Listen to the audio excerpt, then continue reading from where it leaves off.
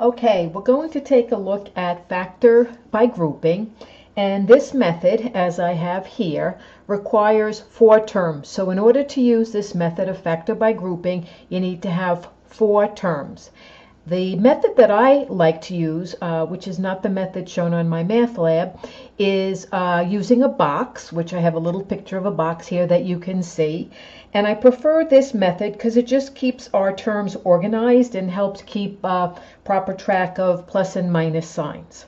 So let's get started with this first example. First thing we need to check is that we do indeed have 4 terms. 1, 2, 3, 4, we have our 4 terms. Next, we want to check to make sure that our terms are in order of descending order. What I mean by that is we're going to take a look at our variable, in this case x, and we want to make sure that the exponents start with the biggest and then decrease, which in this case it does, x cubed, x squared, and x. After we've done our checking, what we're going to do now is we're going to take each of our 4 terms and put them in one of the squares of the box. If you notice, my big box has 1, 2, 3, 4 little squares in it. So each one of these terms from here is going to go in a box down here. Generally, we take this first term and we'll put it in the first box. And then we'll take this last term and put it in this last or bottom box on the right-hand side. The other 2 terms, it doesn't really matter. I tend to do them in order. So x cubed is there. Next, I'm going to deal with the 4x squared. And now my 3x I'm going to put in this box down here. After you've put your terms in the boxes, what we're going to do now is factor. And in fact, we're going to end up factoring 4 times. We're going to factor in each of our columns. So we're going to look factor 1, factor 2, then we're going to factor in each of our rows, factor 3, factor 4 rather. So let's get started and let's look at the greatest common factor. Look for the greatest common factor in our first column here. We have x cubed and we have 3x. So our greatest common factor there is going to be our x. In terms of the coefficient, we have a 1 and a 3, so the greatest common factor would be 1. I tend not to write that in. It's implied there, but if you want to, you could certainly write that 1 in front of the x. Looking at this next column here, we have 4x squared and 12. So with the coefficients of 4 and 12, the greatest common factor would be 4. And then in terms of our variable x, we have an x squared here, but no x here, so our greatest common factor is limited to the 4. So there is our first factor. And now we know that we need some sort of plus or minus sign in between these 2 terms. So to determine what that is going to be, you look at the closest box to this factor here. And the closest box shows a positive 4x squared, so that positive is what you put in between the x and the 4 in our first factor. Let's continue, and we're going to do our factoring in this row here.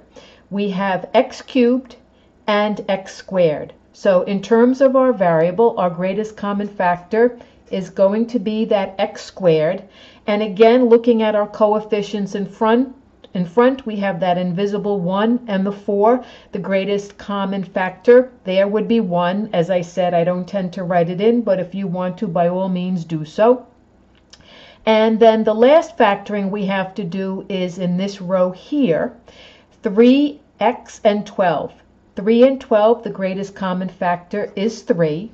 This box has the variable x, this does not, so our greatest common factor is limited to the 3. There are no x's involved.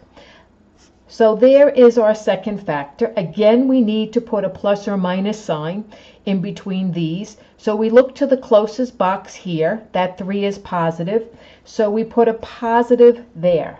Now that looks a little bit funky, so I'm going to rewrite this. X plus 4 and then x squared plus 3. We don't normally write our factors like that. And so now this would be our final answer. As always with factoring, you can check your answer by FOIL multiplication. And when you do that, you should get this polynomial up here that you started with. If not, you're going to have to take a look and see where your error is. Continuing on now with the next example, we have to check that we have our four terms. 1, 2, 3, 4. So we are satisfied that we have the 4 terms that you need. Oh, by the way, if you ever go to use this box method and you do not have 4 terms, you're going to have a problem when you go to fill in your boxes here, and that's going to be a big hint that this is not the method that you should be using. Taking a look at our exponents to make sure they're in decreasing order. When we look at this term here, we have an x and a y. They're not written in explicitly, but each of these variables has the exponent of 1. So 1 plus 1 is 2. So the degree of this first term would be 2. Then this y is to the first power, and this x is to the first power. So we are in decreasing order in terms of the exponents of our variables. Putting each term in our box, I'm going to start with this xy in the first box. I'm going to put this y here. Then this 2x I'm going to put down here. And last but not least, this 2 I'm going to put down here. Oh, that's a funky looking 2, but I think you get the point. Now, again, we're going to do all these factorings. So, looking at our first column here, x, y, and x, we see we have that x in common. This particular box has a y, but this does not have a y, so there's no y in common. This has the coefficient of 1. This has the coefficient of 2, so it would be the 1, which I tend not to write in. Now, in this column here, we have a y and we have a 2. This has a y. This does not have any variable y, so we don't have the y in common. This has a 2. This does not have the 2. This has that invisible coefficient of 1. So when you look at this, as tempting as it might be to say, well, there's nothing in common there, there is no common factor, there is. It's 1, because anything can always be divided by 1. It doesn't change the meaning. Anything divided by 1 is the anything you start with. So we can always take 1 as a factor if we don't see anything else. And in fact, that's a very important factor. So there is our first factor. And again, we need the plus or minus here. We look to this box. It's positive. So we put in the plus sign. Now let's take a look at factoring in this row here. We have x times y, and here we have y. No x here, but we do have a y in common, so we would be able to say y is the greatest common factor from this row. And now finishing up this last row here, we have 2x and 2, x but no x, so we look at the coefficients 2 and 2, and so we are able to identify a greatest common factor of 2. Again, we need to have a plus or minus in between these two pieces of information, and looking at the closest box, it's positive, so we put the plus sign in there. Now in these two examples, it happened that they're both positive. Everything is positive. That's not how it is in life. It just happens in these first two examples, and there will be other examples that you look at that are different, so your view on factoring isn't skewed that it's always positive.